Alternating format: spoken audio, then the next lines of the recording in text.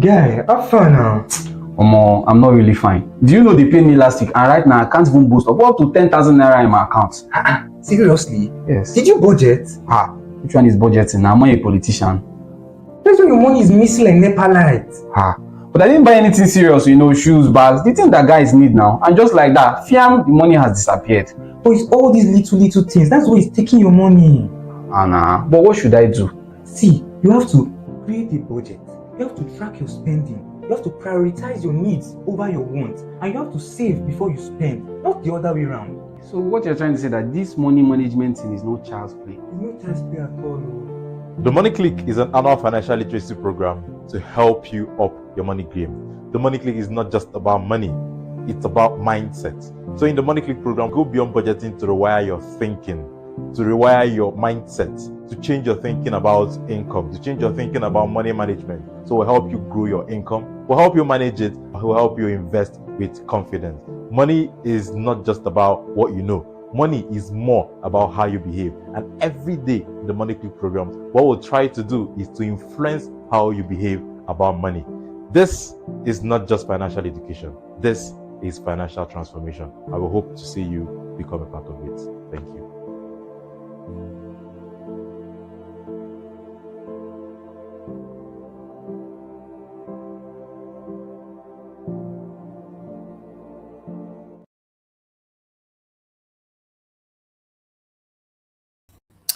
Hello, everyone, and good afternoon, and welcome to our Thursday live session here on the Naira Academy. My name is Chukwuemeka Onyinezi, and I'm the founder of the Naira Academy, and you are all welcome here today.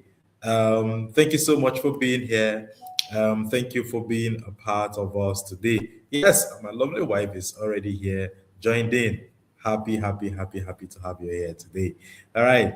Okay, so if you're joining us, please just share this link on your contacts, share it on your status, share it to people around you, get them to come and join us. Tell people that, yes, we are here again this morning, right? You can join us here on YouTube and on Facebook at the Naira Academy. And you can also join us with through my personal Facebook page, Chukwuemeka Onyinezi.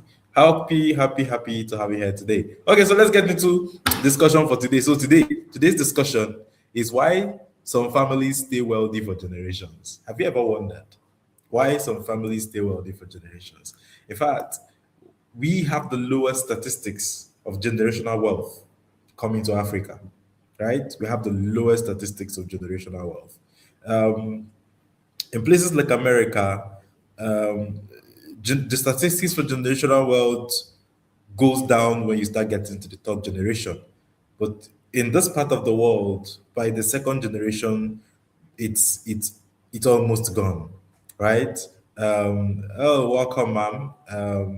Mrs. Bella, Mrs. Emily, Sarah, you're welcome. So in this part of the world, in Africa, most times our wealth don't even get to the next generation. And it's because of certain issues that we're going to be looking out for today.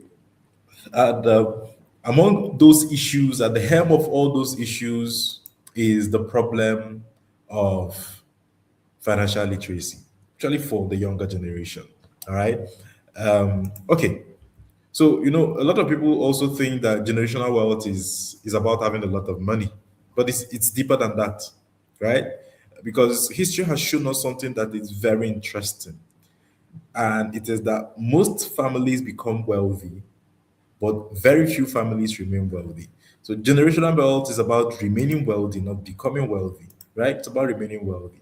So studies across the world have repeatedly shown that wealth often disappears within 3 generations. But in Africa, wealth disappears within 2 generations, right? For where generally in the world, where wealth disappears within 3 generations, the first generation built it, the second generation maintains part of it, the third generation often would just lose it, right? Everything will just go to waste. All right. Um,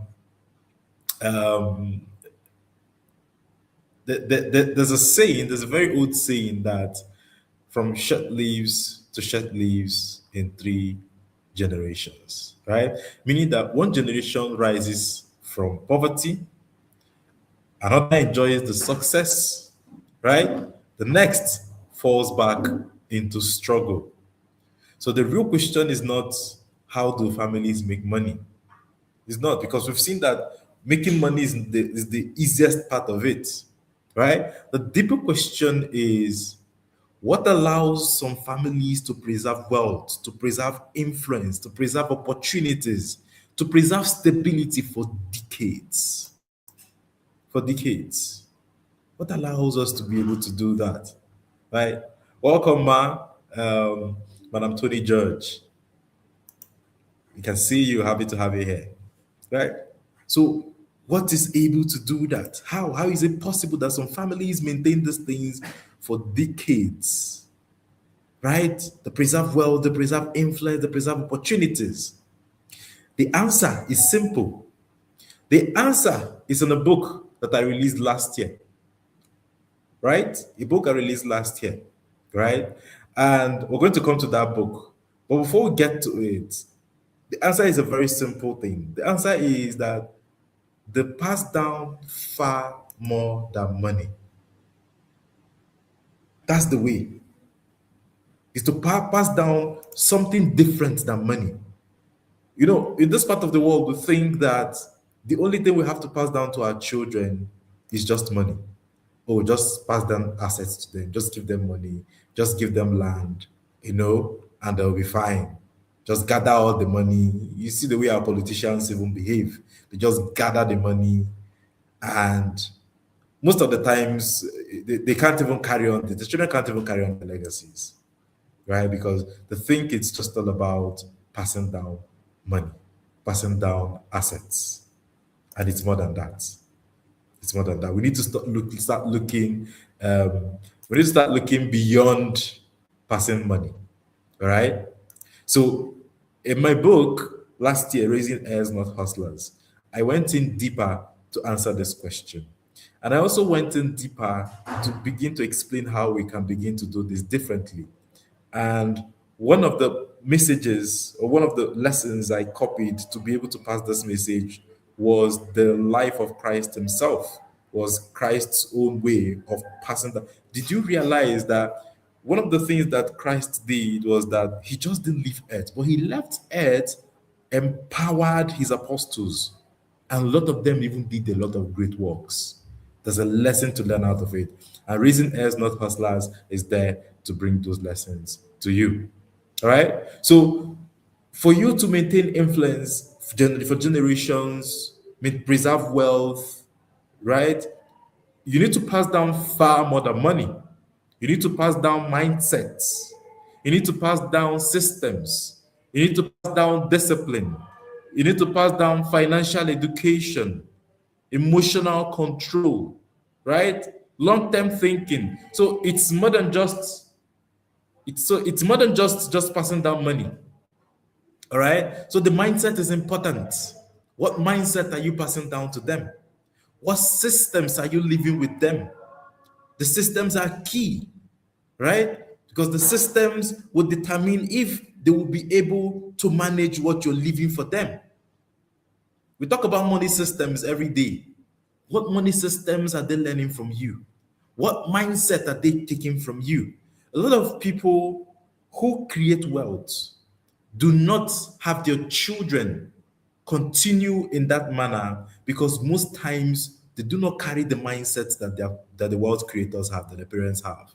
Most times it's just the mindset of what's the word? The mindset of entitlement. They're just entitled by what their parents have, and all that.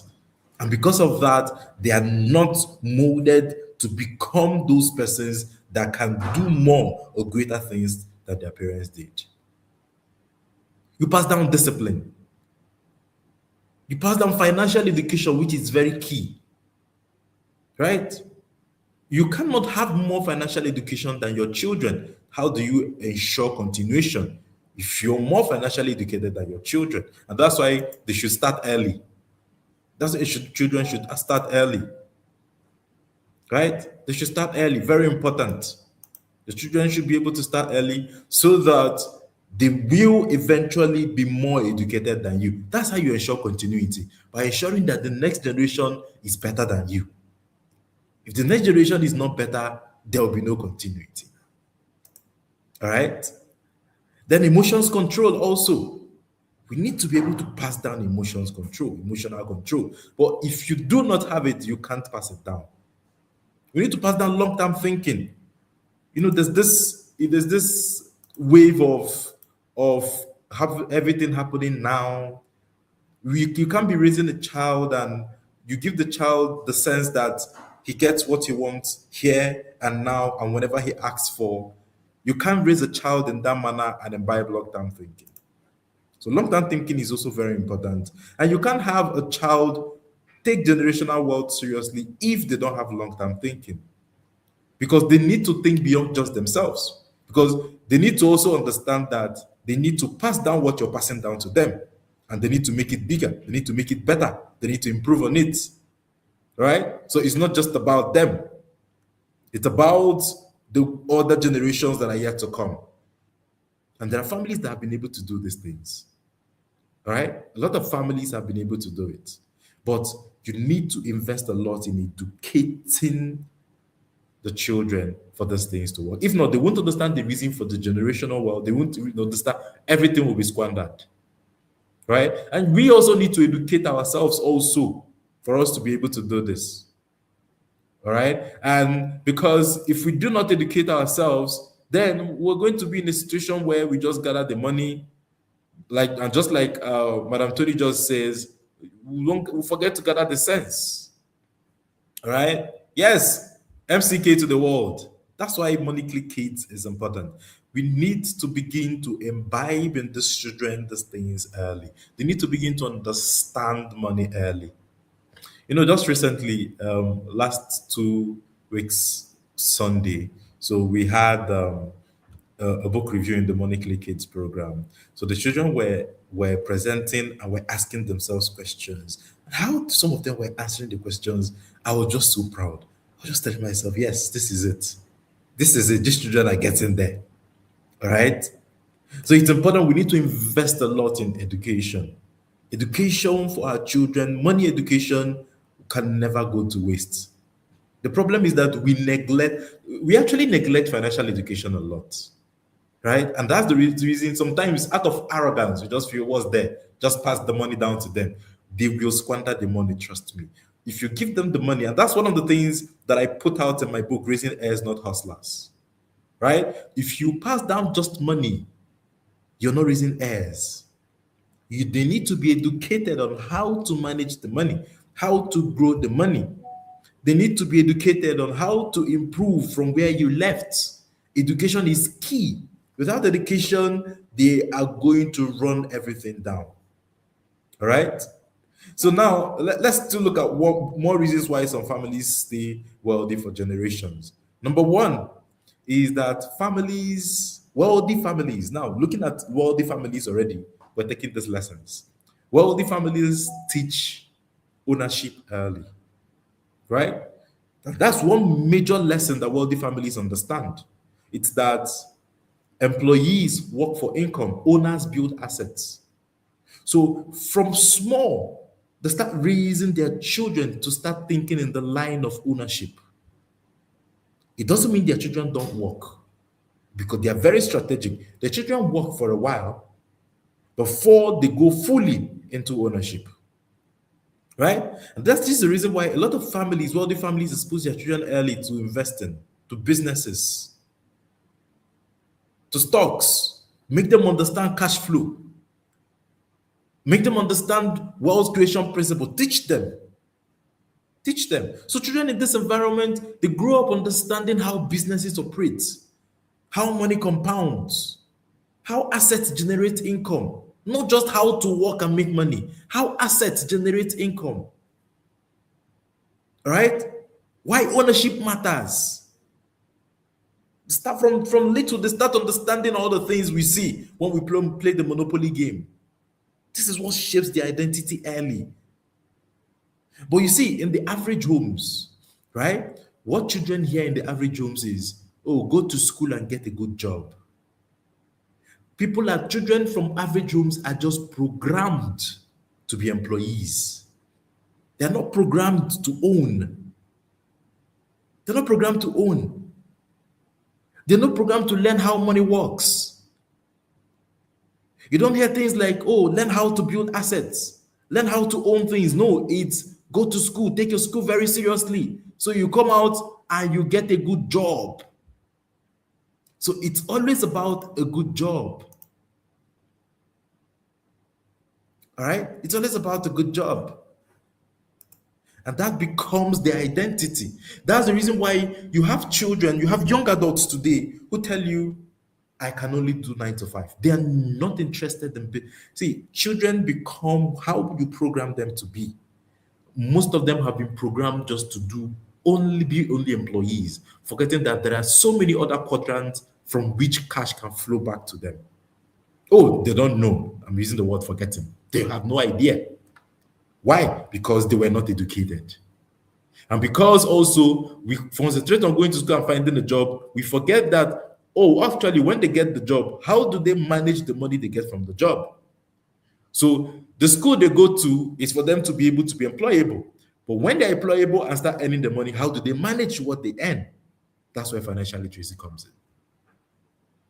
That's where financial literacy comes in. So you see, the things that children hear in the average homes and what they hear in wealthy homes, that difference compounds over generations. It compounds over generations, right? Yes, I see a comment here. Tita Academy said, I started giving my daughter £5 per week. She said, Mom, I'll be keeping 50 pence out of it every week when you give me. Just yesterday, she showed me £7 she saved from the 50 pence. Great, perfect. And this is how to start. I often tell people that savings is a habit. It's a habit that children need to start early. A lot of us struggle with savings as adults because we didn't start early. It's alien to us. So we don't know what it means to save. But if a child can understand and start saving from this young age, then it becomes a part of her. Then she knows when she's an adult, by the time she becomes an adult, the habit has become so ingrained in her that she can't do, she's saving involuntarily. It's not something she needs to put in a lot of effort to do anymore because it's now a part of her. And that's the whole aim of what we are trying to teach children. That's the whole aim of the Money Click Kids program of starting early. It's so that the children begin to see these things as part of them. Because if they hear it early, they'll start practicing it early. But the problem is, some people never hear about saving until they are 30. There's a saying in my place, right? I'll say it in Igbo, I'll try to translate. That you don't start learning how to use your left hand from an old age. And you see, that's the reason why a lot of people struggle with money. Is because the things we're trying to learn them late. Right? It doesn't mean we can't learn them. It's going to be a bit more difficult. But for the children, it's easier if they start early. See, when they start early, it becomes a part of them. By the time they get to their 20s, savings and the idea of investing, it becomes like an involuntary action because they've inculcated that habit. It's something they can't shake off anymore. All right? And all these things start from what we're telling them at home. It starts from the foundations that we're laying for them. Right? Teaching ownership early is key. Children need to understand the concept of ownership. And one of the things that you can use to begin to teach the concept of ownership and income from ownership is Monopoly. Monopoly. Now, there's Monopoly Junior. You know, the normal Monopoly, you can only start playing the normal Monopoly from age 8, right? But there's Monopoly Junior now for younger children. Teach them Monopoly. Play Monopoly with them. Let them understand that there's something in ownership. That's one lesson that Monopoly will teach you and will teach your children. They will understand how the world really works. They will understand how the wealthy really earns. They will understand what it means to earn from assets. Right? Thank you very much for sharing, man. But a message says, I have serious problem saving. No one taught me from childhood. We only taught on how to hide money in different corners. So I don't even know what they use the money to. Thank you so much for that. You see? So that's the thing. Early education is key. So now you're going to find yourself, a lot of time we talk about rewiring. When you get to this point, what you'll be doing will be rewiring your mindset. Why? Because you're trying to rewire yourself from being that person who does not save to become the person who saves. And it's going to take some work. That's the truth. It's going to take some work. And that's where sometimes a lot of people are not patient with themselves or are in a hurry, right? Let's say I am 30 today, or let's say I am 35 and I have not saved all my life. It has not been a thing for me. And then from 35, I start hearing the message of savings. I shouldn't expect that even some people expect that in 2 months they will just become savers. No, something you've practiced for a whole 35 years of your life, or let's take away the childhood age. You practice for maybe 20 years of your life, 20 of your life. You've practiced not saving. It won't take a day, it won't take a month for you to start saving automatically. But see, for the children, they've not yet been formed. They've not yet been wired yet. So when you bring them into financial education, the wiring is coming and it's coming out perfectly. It's coming out well, gradually. It seems like nothing is happening, but the wiring is happening. It's compounding little by little. All right. Okay, let's move on. Number two of why families stay wealthy for generations is that the build family systems, not just income, the build family systems. See, many people build family income. Only a few people build systems, right? And this is the reason why many families collapse, many businesses collapse when the founder dies. Have you been to an HMA market? Have you seen my Igbo brothers? This is also one of the reasons why I wrote the book, Raising Heirs, Not Hustlers. You need to read the book for you to understand my perspective. We have a system where the founder is the system. That's the kind of business we run. We run the kind of business where if anything happens to the founder of the business, the whole business collapses. There's no system for continuity. That is one of the things that will show you that why generational wealth lacks in this climb. Right? See, our continuity does not work within the family space, but it works. We have a method of continuity in business, but not within the family. What do I mean? In the Igbo system of business, there's something called apprenticeship system. So it's a system where the business owner takes on apprentices from time to time in the business. He trains them on the business and he sets them to start up their own business. Now, it ensures continuity of that business line. But the problem is most people who even train apprentices never train their own children in that line of business. They only send their children to go to school. And trust me, I've seen this happen over and over again. Look, 20 years down the line, the apprentices are in a better place financially than their own children. Because they thought that the only thing they needed to give their children was the normal formal education. So even the things they could teach their children about business, they didn't teach them anything. So we need to normalize making our children our own apprentices. We need to normalize bringing them into our business. Let them understand the business that we do. Let our children become our first apprentice. Right? And it's also because of the way people see the apprentices. They see them as, how can my child be an apprentice? No, go to school. I'll send you to London. Go to London and read business and come back. They still can't manage a business. You still can't manage a business. So we need to build family systems where our children become apprentices in our own businesses. Right? And that's one of the things that I love so much when I see Tony Elumelu and I see how he takes his daughters around, teaching them, the ropes. It's important. It's very important. right? Because a typical business person in this part of the world, when the person dies, everything dies with the person.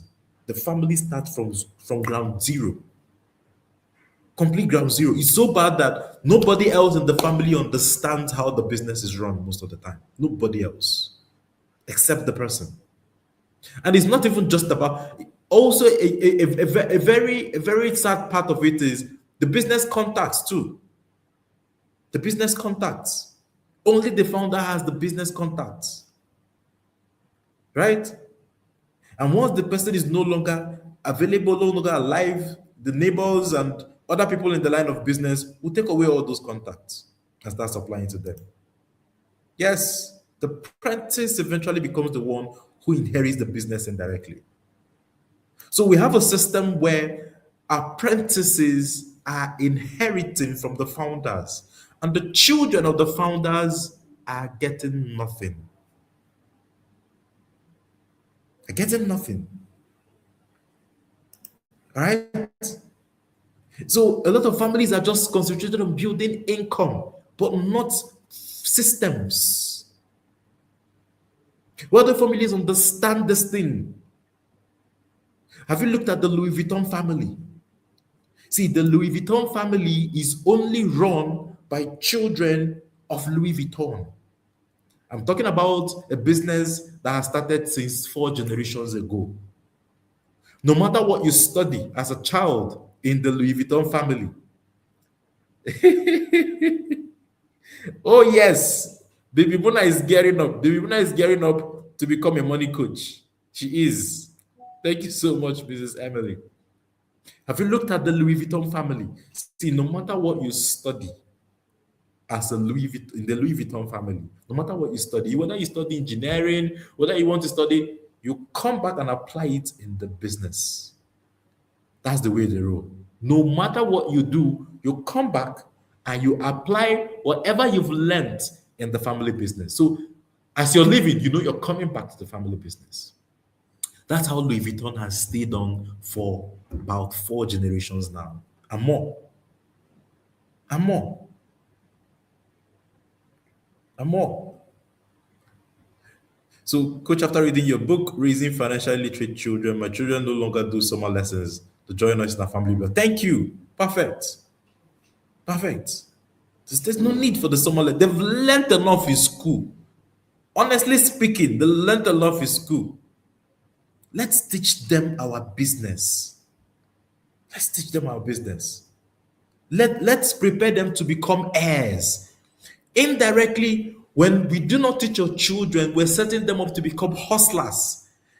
You know, sometimes I just imagine, how can some of us have the wealth of knowledge and access and opportunities that we have today, and our children will have to start all over again hustling, instead of becoming heirs of those knowledge, heirs of those access, of those opportunities.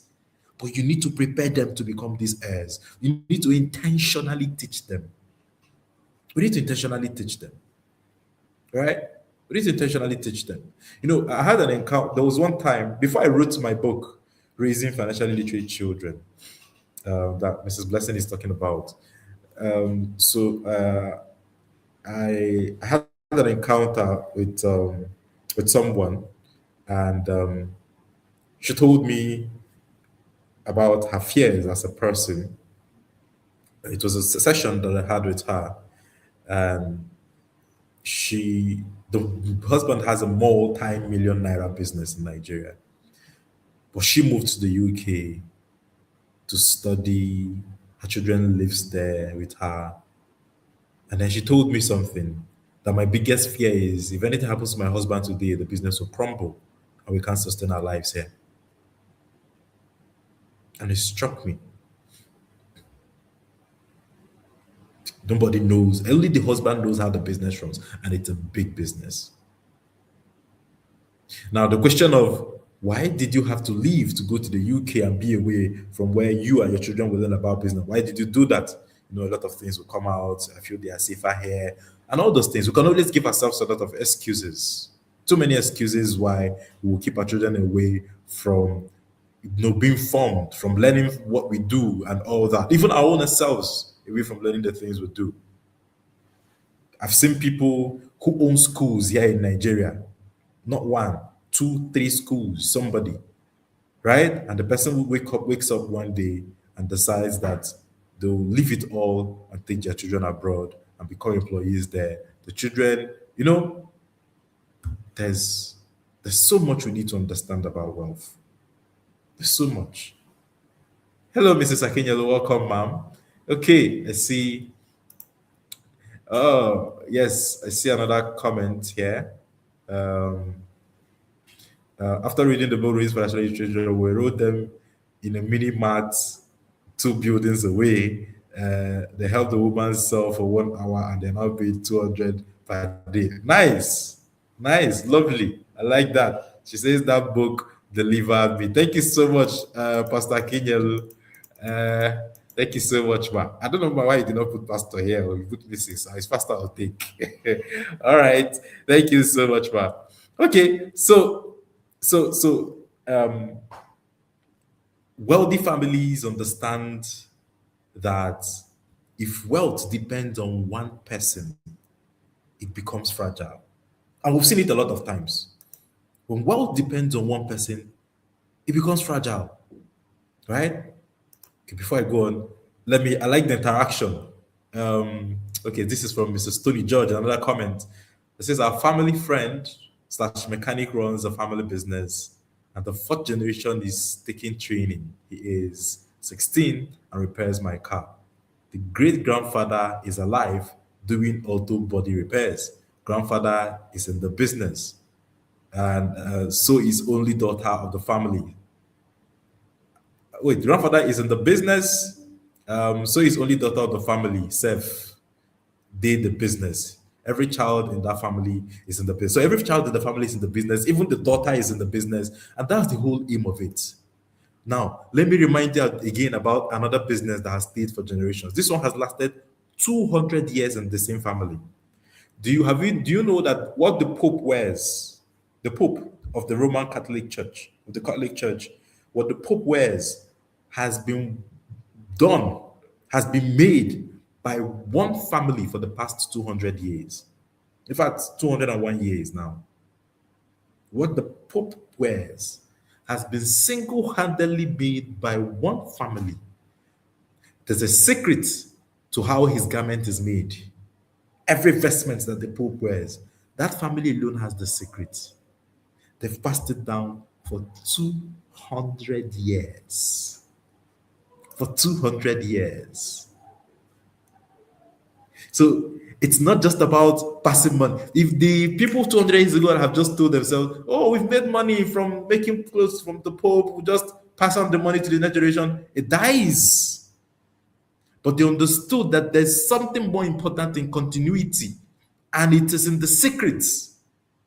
Passing that secret down. In fact, when I was watching the documentary, so it got to a point where they make everything the Pope wears is handmade. Getting into that place, they didn't allow the camera to get into the place. They said, no, that this is a secret place. This is a secret. This is where the secret happens. We can't let you get in there. Right? We can't let you get in there.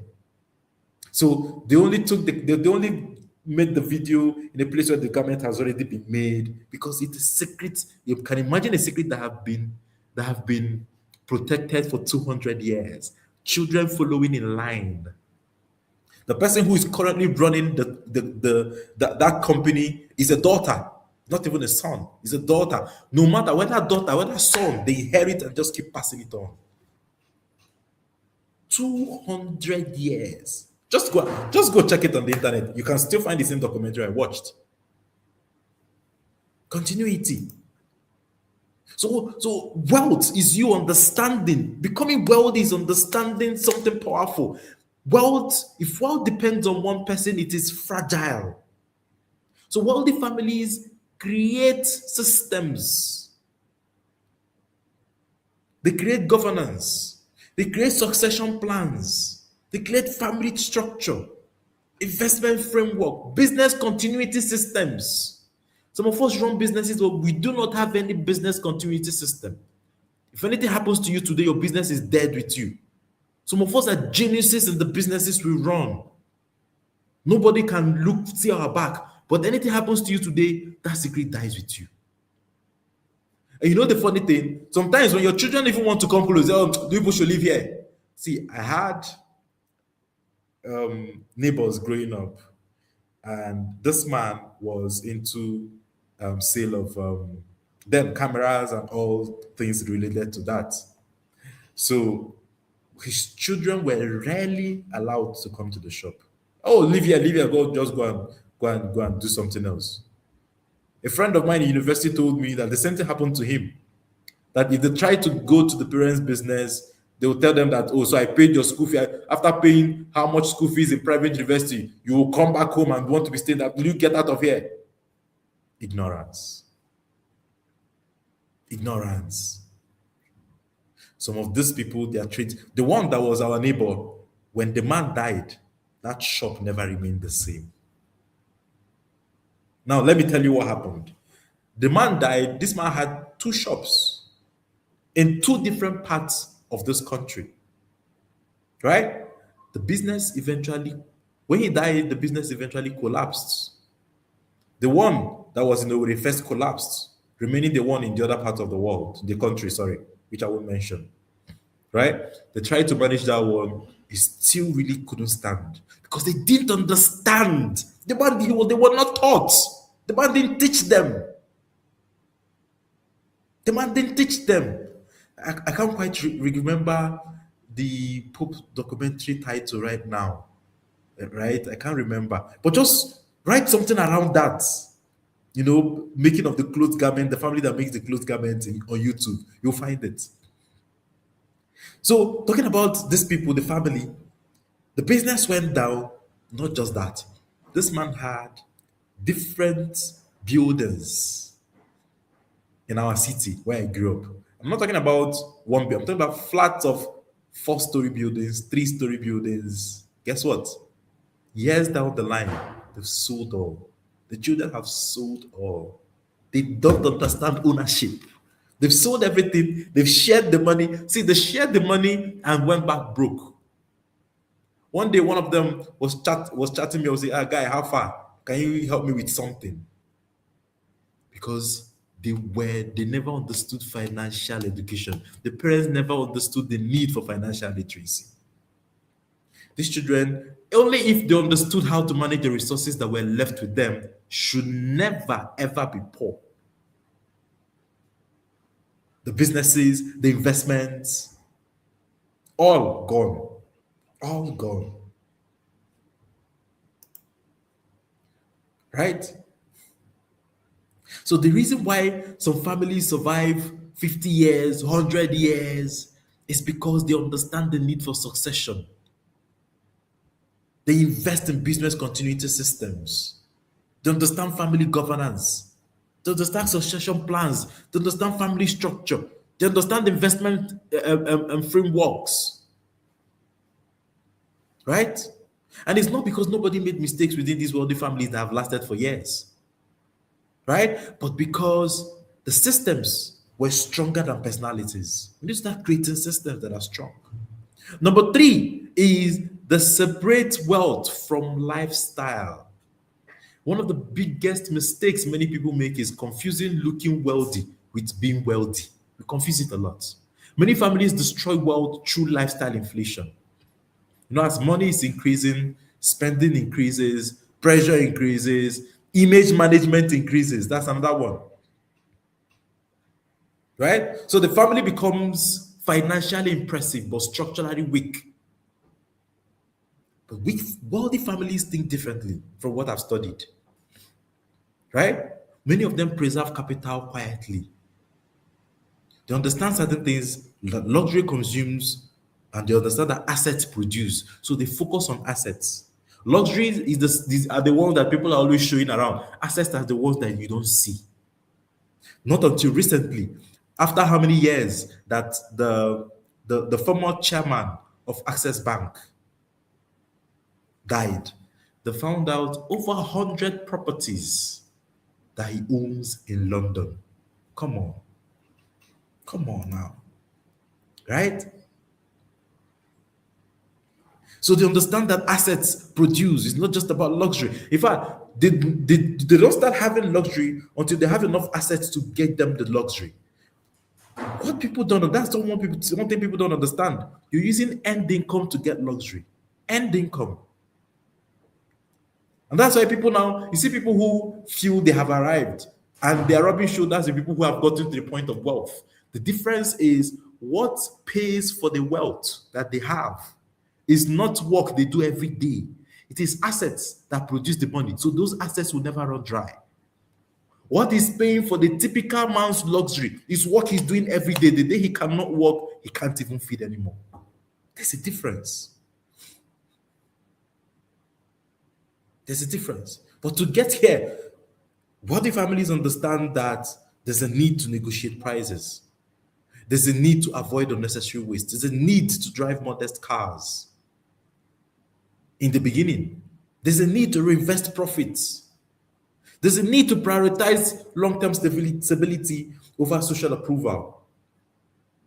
Do you know that Warren Buffett still lives modestly despite his enormous wealth? Why? Because truly wealthy people value freedom, they value stability, they value control more than appearance. Appearance is not what is important to them. Number 4 is that they teach delayed gratification.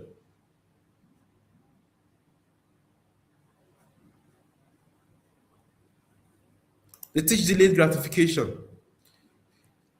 That's one hidden strength in wealthy families is emotional discipline. Right? Emotional discipline. So children are taught that not every desire must be satisfied immediately. Wealth takes time. Investing is long term. Discipline matters more than excitement.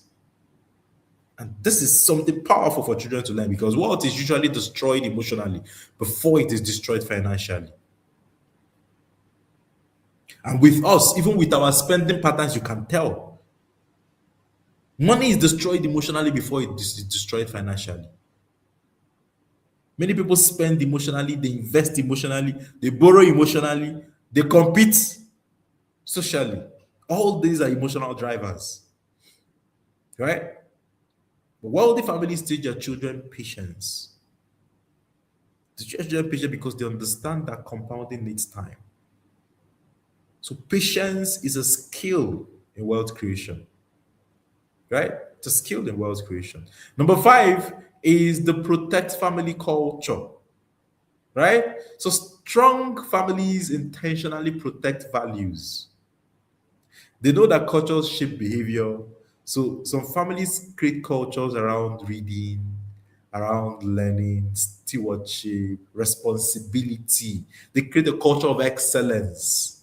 They create a culture of wise money management. Right? But you see, unintentional families create cultures around things that do not matter. What do I mean? They create culture around consumption. You earn the money, you spend it. You earn the money, you buy. It's a culture for some people. It might not seem like it's a culture, but when it becomes ingrained in your behavior, it becomes a culture. They create cultures around dependency. You see people that, the first generation depended on one uncle. The second generation will depend on the children of the uncle, just like that. They create cultures around financial chaos, competition. And one thing we need to understand is that over time, family culture compounds financially. So you might not understand how. You might not understand how the culture of not saving is affecting you until years later when it compounds. So we need to make an intentional effort, not just about us, but as a family to create a culture around these things. Create a culture of reading, create a culture of learning, create a culture of responsibility, create a culture of wise money management. Right? Create a culture of saving. All these things eventually compound financially on the long run. Number 6 is that wealthy families normalize financial conversations. Right? See, in many homes, in many typical families, Money conversations are avoided. Don't talk about it.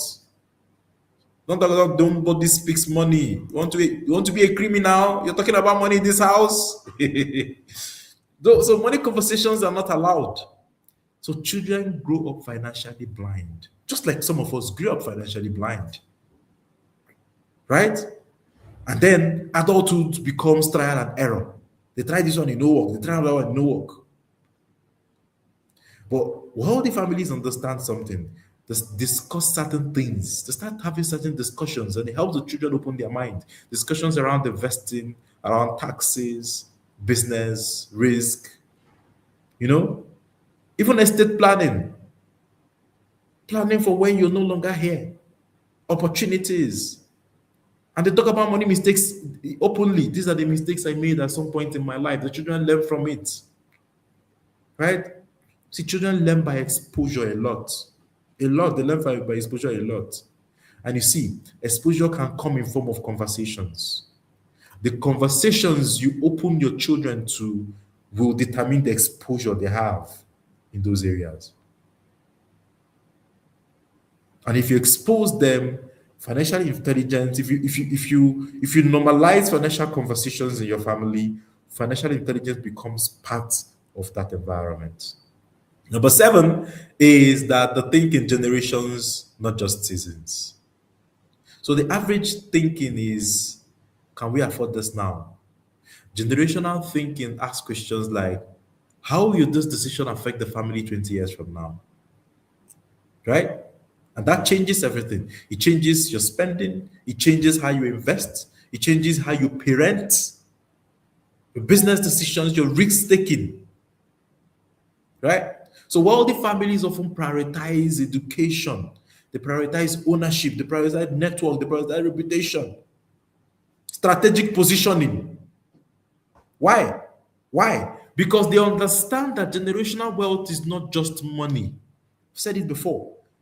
It's more than money. It's beyond money. It's access. It's opportunity, stability, and more. Number 8 is they invest heavily in financial education. Many wealthy families understand something schools rarely teach well, right? Financial ignorance is expensive, very expensive. Trust me. So the intention I put their children in a position for them to learn investing, learn wealth preservation, learn estate planning, learn business strategy, financial psychology, a lot of things around money. Some families even go further. Some families hold family meetings. Some families have investment discussions. Some families have succession conversations. And this is the reason why wealth survives longer. See, knowledge keeps wealth alive. Yes, knowledge keeps wealth alive. Right? Another strategy the wealthy families use is that they use structures that protect wealth. Right? Now we're talking about structures like things like trusts, holding companies, diversified investments, long-term portfolios. Why? Because they understand that wealth can disappear through a lot of things. Wealth can disappear through conflicts. Right? Wealth can disappear through lawsuits. If you decide, so that's why these days the people don't do bills anymore. They use trusts. All right? Wealth can disappear with poor planning, even taxes. Even taxes. Imagine a situation where you inherit just to be paying inheritance tax. So wealthy families understand these things and they carefully navigate through these things and avoid a lot of them. Avoid issues with poor transitions, right? In subsequent classes, we're going to learn more and understand, but this is going to be purely within the Money Click, where we're going to understand trusts, right? We're going to understand the need for trusts and how we can use trusts to protect family wealth and thereabout. We're going to learn that towards, I think, thereabout October. That's when we'll start talking about estate planning and all that. So many families work hard to build wealth, but they never prepare to preserve it. And that's the reason why they lose it. Right? So wealth is built quietly. There are a lot of lessons that we need to learn from families who are wealthy. Right? Somebody will say that if you want to understand how to do something and do it well, go to those who have been able to do it before. And if you need to understand wealth preservation in family and generational wealth, study families that have done that. And there are certain lessons we can pick from them that I've picked out. One is that wealth is built quietly. See, many truly wealthy families are less flashy. They're less flashy than struggling people who are trying to look rich. That's number one. Number two is that assets matter more than appearances. They always prioritize business, investments, that steady cash flow. They prioritize all those things over social validation. Number three is that they understand that discipline is inherited through environment. Your children become what they repeatedly see. So they are very much concerned about what the children see. Number four is that they understand, number four, right? Number four, yeah. They understand that what needs protection.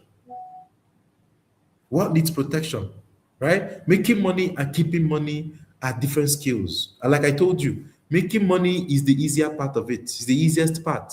Keeping money is a total different skill altogether. And lastly, they understand that education outlives money.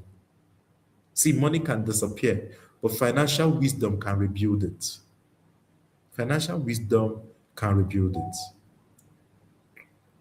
Now, a business mentor once told me something years ago.